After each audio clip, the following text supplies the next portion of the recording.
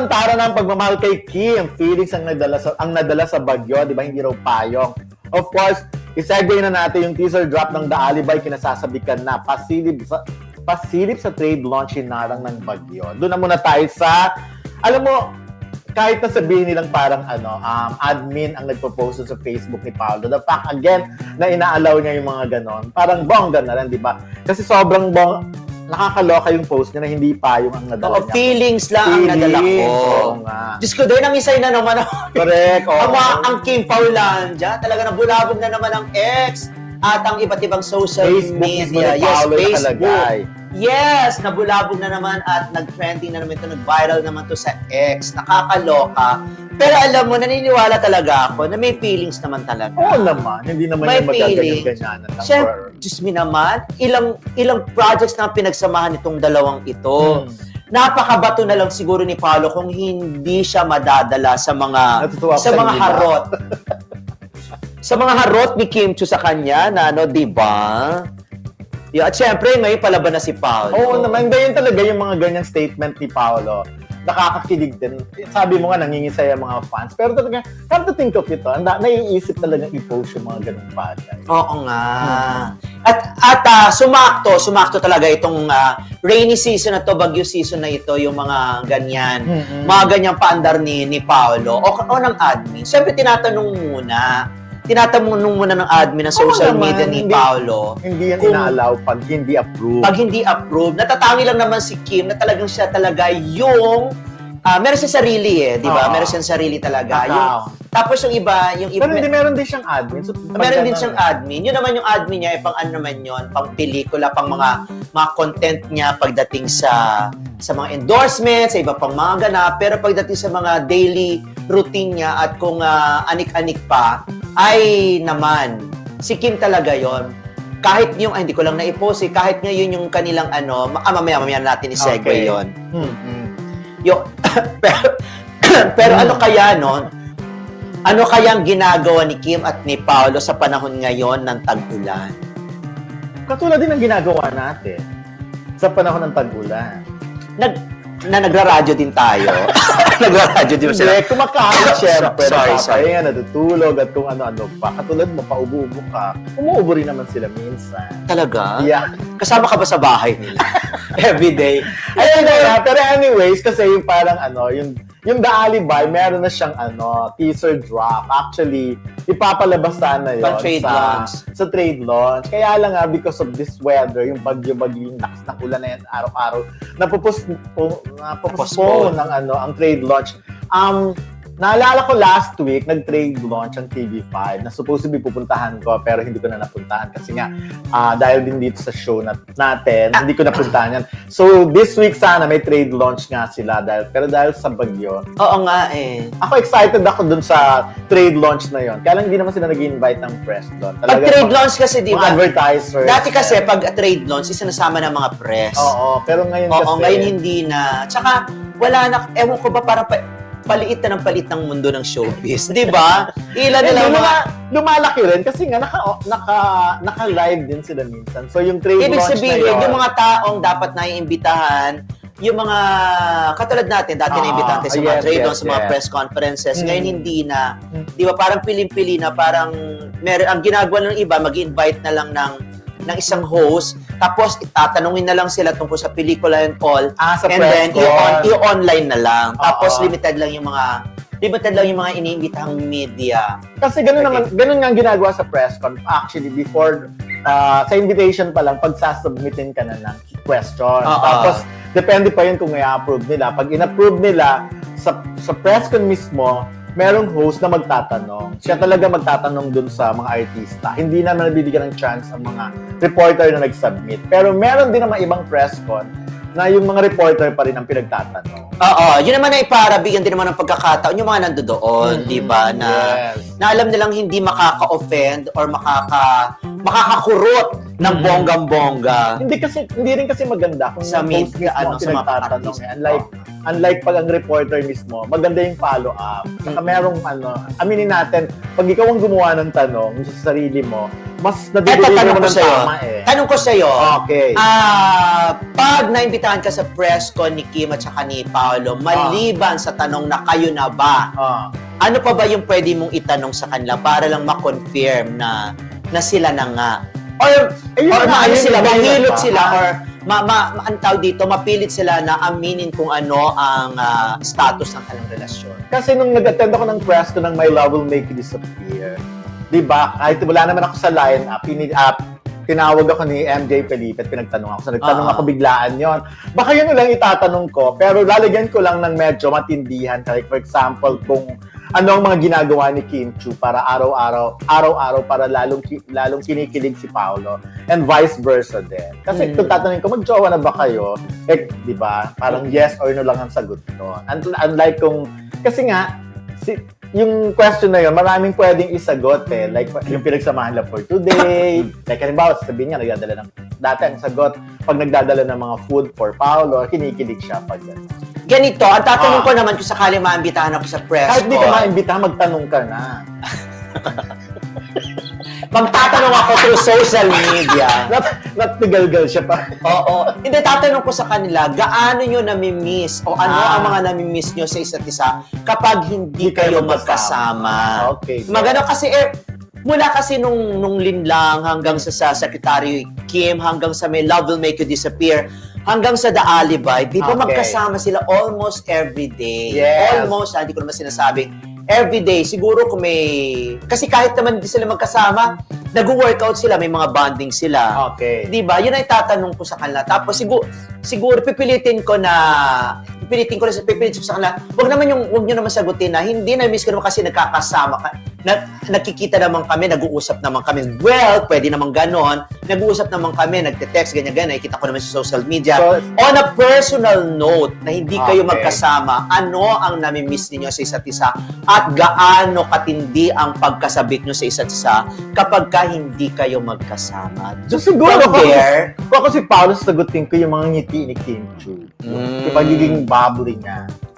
So, ikaw naman si Kim Chu.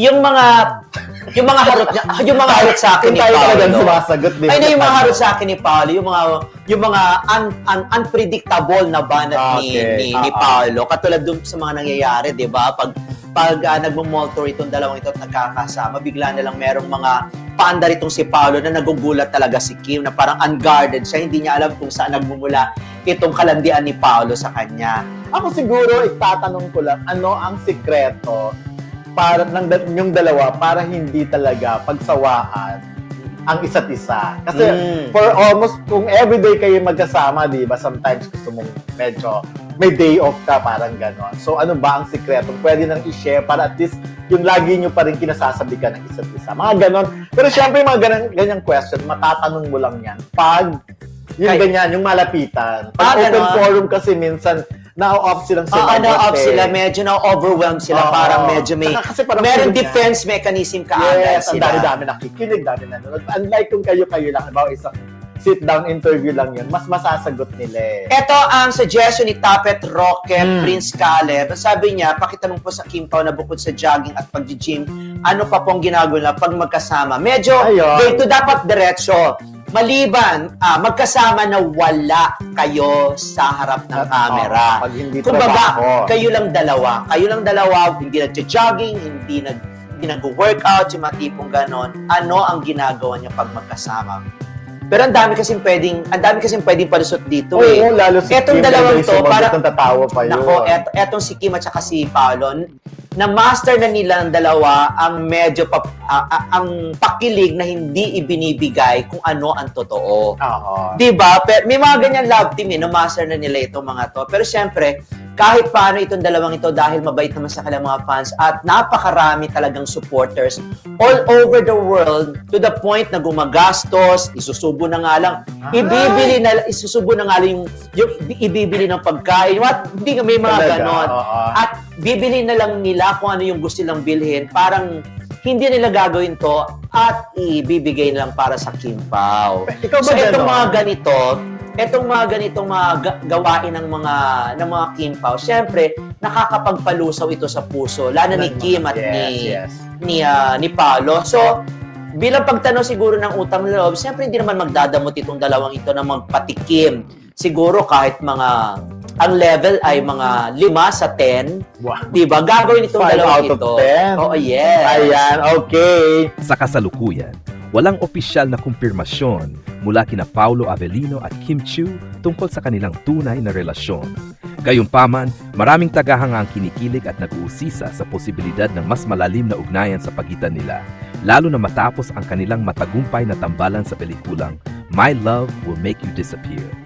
Mga palatandaan ng posibleng ugnayan, mga sweet na posts sa social media, isang larawan ni na Paolo at Kim na magkasamang nakasilong sa ulan ang muling lumutang sa social media na may caption na "Stay safe sa mga walang kasilong sa payong."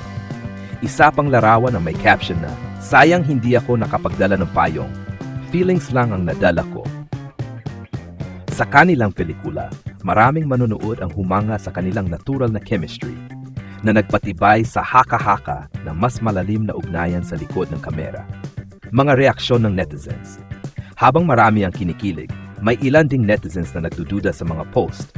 Sinasabing maaring ang admin lamang ng Facebook page ni Paolo ang naglalagay ng mga ito at hindi si Paolo mismo. May mga nagsasabi rin na si Kim ay kilala sa pagiging pribado pagdating sa kanyang personal na buhay, kaya't hindi agad umaamin sa publiko. Konklusyon, bagaman walang direktang kumpirmasyon, ang mga kilos at interaksyon ni na Paolo at Kim ay patuloy na nagbibigay ng kilig at pag-asa sa kanilang mga tagahanga. Hanggang sa magkaroon ng malinaw na pahayag mula sa kanila, mananatiling palaisipan ang tunay na estado ng kanilang relasyon. Para sa karagdagang impormasyon, maaari mong panoorin ang kanilang panayam sa ABS-CBN kung saan ibinahagi nila ang kanilang pananaw sa mga relasyon. May ilan pa akong may dagdag tungo sa balitang Kim Pao. Bagong projects together. What's Wrong with Secretary Kim? Isang rom-com series nila ni na Kim at Paolo na tumakbo mula Marso hanggang Hunyo 2024 sa View. Ipinakita ang kanilang dynamic bilang on-screen couple. Linlang, isang thriller drama na pinagsamahan din nila. Isa ito sa pinaka-watched na serye ng Amazon Prime sa Pilipinas noong unang araw ng streaming, Sweet Moments Off-Screen. May mga candid na nag-viral mula sa kanilang mall show at fun run sa Cebu. Lumalabas na magkasama sila sa morning jog, coffee break at commute pa hanggang sa kotse ni Paolo. Shared coffee, fun run, even shared coffee. R. Chika Pier turns Search 8 Paolo. Sinita ang lalaking sumunod kay Kim, "You're not security, bro." Box office at media, My Love Will Make You Disappear. Ang kanilang unang pelikula nag-earn ng 40-member local opening at 173 megger worldwide hanggang Mayo 2025. Sa isang Houston Chronicle interview, inilarawan nila ang tema ng pelikula bilang true love, romantic, familial, or self-love, at parehong tampok ang kilig at humor, privacy, fan reactions. Kilala si Paolo sa pagiging low-key sa private life. Marami ang nagsasabing hindi siya fan ng social media showmanship, kaya posibleng admin lamang ang nag-post sa FB page niya. Samantala, si Kim, bago-bago lang sa breakup kay Shang. At ayon sa TikTok, YouTube, mistulang nagtatago pa rin siya sa pag-amin ng relasyon. Additional insight. Kung tunay man ang hidwaan ng fans, huwag mo kami paasahin. Mukhang mas pinili nilang hayaan na ang chemistry at interactions ang magpakita, hindi basta social media posts. Ang patuloy nilang pagsasama sa promo, jogging, at comfort level, shared flask driving her around, ay nagpapatibay sa haka-haka na romantic ang samahan nila kahit hindi pa pribadong inaamin ni Kim. Buod ng dagdag, tema, detalye, on-screen chemistry rom-com series pelikula hits sa box office, behind-the-scenes intimacy, fun run, coffee, fitness, protective gestures, privacy, Paulo's restraints sa social media, Kim's reserved nature, fan engagement, komento ng netizens at vibes ni na Paolo bilang protective partner. Hanggang sa may magbigay nilang opisyal na pahayag, mukhang mas pinipili nilang hayaang ang interactions at projects ang magsalita. Maging mapanuri lang sa mga admin posts at i-enjoy na lang ang kilig sa mga sweet moments nila.